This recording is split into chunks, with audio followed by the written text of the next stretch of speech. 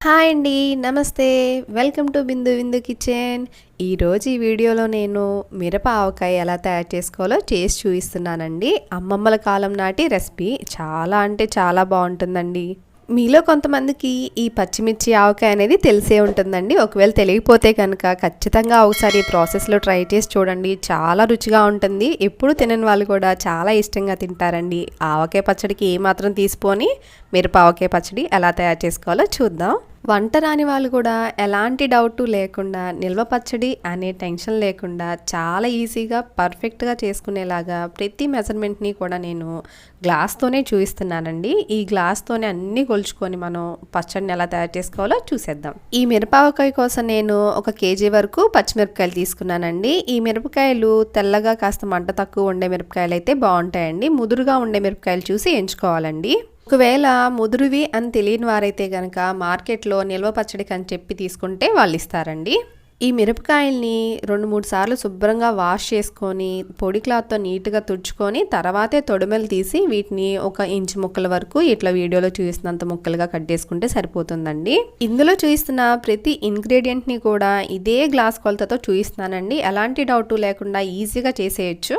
మనం చేసేది నిల్వ పచ్చడి కాబట్టి మనం ఈ పచ్చడికి వాడుకునే వస్తువులన్నీ ముందుగానే కడిగి తుడుచుకొని ఎండలో పెట్టుకొని పూర్తిగా ఆరబెట్టుకోవాలండి. కొంచెం కూడా చెమ్మ అనేది అసలు ఉండకూడదు. మనం తీసుకున్న ఈ కేజీ పచ్చిమిరపకాయలు ముక్కలుగా కట్ చేసుకున్న తర్వాత మనం గ్లాస్తో మెజర్ చేసుకుంటే 4 గ్లాసుల వరకు వచ్చాయండి. ఆవు పిండి కోసం ఆవాల్ని 1 అరగంట పాటు ఎండలో పెట్టుకొని వీటిని మెత్తగా పౌడర్లా చేసుకొని తీసుకోవాలి. ఈ ఆవపిండి అనేది 1.5 గ్లాసు నేను తీసుకుంటున్నానండి. ఆవపిండి కొంచెం ఎక్కువ ఉంటేనే ఈ పచ్చడికి చాలా బాగుంటుంది. ఇందులోకి గ్లాసున్నర కారం తీసుకుంటున్నానండి. ఇది పచ్చళ్ళ కోసం పట్టించిన కారం తీసుకుంటున్నానండి. ఇలాంటి కారం కానీ మీ దగ్గర లేకపోతే 3 మ్యాంగో రెడ్ చిల్లీ పౌడర్ తీసుకోండి. పచ్చళ్ళకి చాలా బాగుంటుంది. అలాగే ఇందులోకి 2 టేబుల్ స్పూన్ల మెంతులు 1 అరగంట పాటు ఎండలో పెట్టుకొని వీటిని పౌడర్ చేసుకొని ఆ పౌడర్ని ఇందులోకి యాడ్ చేస్తున్నానండి. నేను 4 చిన్నులపాయల్ని ఇలా ఒలుచుకొని తీసుకుంటే ఇవి కప్పు వరకు వచ్చాయండి. ఇవి కప్పు వరకు వేయాలని మెజర్మెంట్ ఏమీ లేదు. నాకు కొంచెం చిన్నులపాయలు ఇలా ఆవకాయ పచ్చళ్ళలో ఉంటే చాలా ఇష్టం అండి. అందుకని 1 కప్పు వరకు వేసాను. అలాగే ఇందులోకి 3/4 గ్లాసు ఉప్పు అనేది తీసుకుంటున్నామండి. మనం కారం 1.5 గ్లాస్ తీసుకున్నాం కాబట్టి అందులో సగం 3/4 గ్లాసు ఉప్పు అనేది సరిపోతుంది. అలాగే ఇందులోకి నిమ్మరసం అనేది యాడ్ చేస్తామండి. నేను 8 నిమ్మకాయలే తీసుకున్నాను. కానీ నిమ్మకాయల సైజు చాలా పెద్దగా ఉంది కాబట్టి నాకు 8 నిమ్మకాయలే సరిపోయాయి. 1/2 గ్లాసు వరకు మనకి నిమ్మరసం కావాలండి. ఒకవేళ చిన్న నిమ్మకాయలు అయితే కనుక 1 డజన్ వరకు పడతాయి. చేతికి అస్సలు తడి లేకుండా చూసుకొని మనం ఇప్పుడు ఇందులో వేసిన ఉప్పు, కారం, నిమ్మరసం, మెంతుపిండి, ఆవపిండి మొత్తం ఈ ముక్కలకు పట్టే వరకు బాగా కలుపుకుంటూ వీటికి బాగా పట్టించాలి.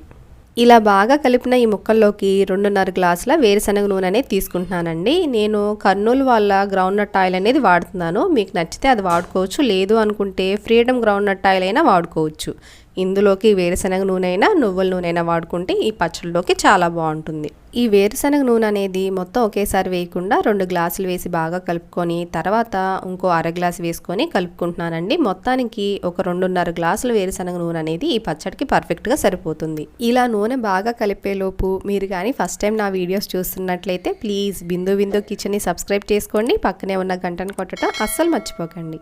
ఇలా కలుపుకున్న ఈ పచ్చడిని తడి లేకుండా తుడుచుకున్న ఏదైనా జాడీ కానీ గ్లాస్ జార్ కానీ లేదు అనుకుంటే ఏదైనా ఇలాంటి ప్లాస్టిక్ డబ్బాలో కానీ స్టోర్ చేసుకోవాలండి. అంతేగాని స్టీల్వి అల్యూమినియం వాటిలో అసలు పెట్టకండి. ఇలా పచ్చడంతా ఒక డబ్బాలోకి తీసుకొని 3 రోజుల పాటు ఈ పచ్చడిని ఊరనివ్వాలండి. 3 రోజుల తర్వాత చూపిస్తున్నానండి. పైకి ఆయిల్ అంతా తేలి చక్కగా పచ్చడి ఊరి చాలా బాగుందండి. ఈ స్టేజ్లో మనం ఒకసారి పచ్చడంతా పైనుండి కిందికి బాగా కలుపుకొని ఉప్పు అనేది చెక్ చేసుకొని ఉప్పు కానీ పులుపు కానీ సరిపోనట్లయితే కొంచెం యాడ్ చేసుకోవచ్చు. అన్నీ పర్ఫెక్ట్గా సరిపోయాయండి. ఈ రోజు నుండి పచ్చడి అనేది ఇంకా తినేయొచ్చండి. ఇదే పచ్చడిని మనం ఏదన్నా ఎయిట్ టైట్గా ఉండే గ్లాస్ జార్లో పెట్టుకొని బయట పెట్టుకున్నా సరే 6 నుండి 8 నెలలు నిల్వ ఉంటుందండి. అదే కానీ మీరు ఫ్రిడ్జ్లో కానీ పెట్టుకున్నారంటే 1 ఇయర్ వరకు నిల్వ ఉంటుంది. అంతేనండి, మన మిరప ఆవకాయ రెడీ అయిపోయింది. వేడి వేడి అన్నంలో కొంచెం నెయ్యి వేసుకొని ఈ మిరప ఆవకాయ వేసుకొని ఒక్కసారి టేస్ట్ చేసి చూడండి. టేస్ట్ చాలా అంటే చాలా బాగుంటుంది.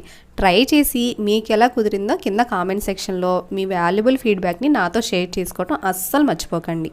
ఈ వీడియో మీకు నచ్చినట్లయితే లైక్ చేయండి, షేర్ చేయండి. ప్లీజ్ బిందు విందు కిచెన్ని సబ్స్క్రైబ్ చేసుకొని పక్కనే ఉన్న బెల్ ఐకాన్ ప్రెస్ చేయడం అస్సలు మర్చిపోకండి. Thank you for watching.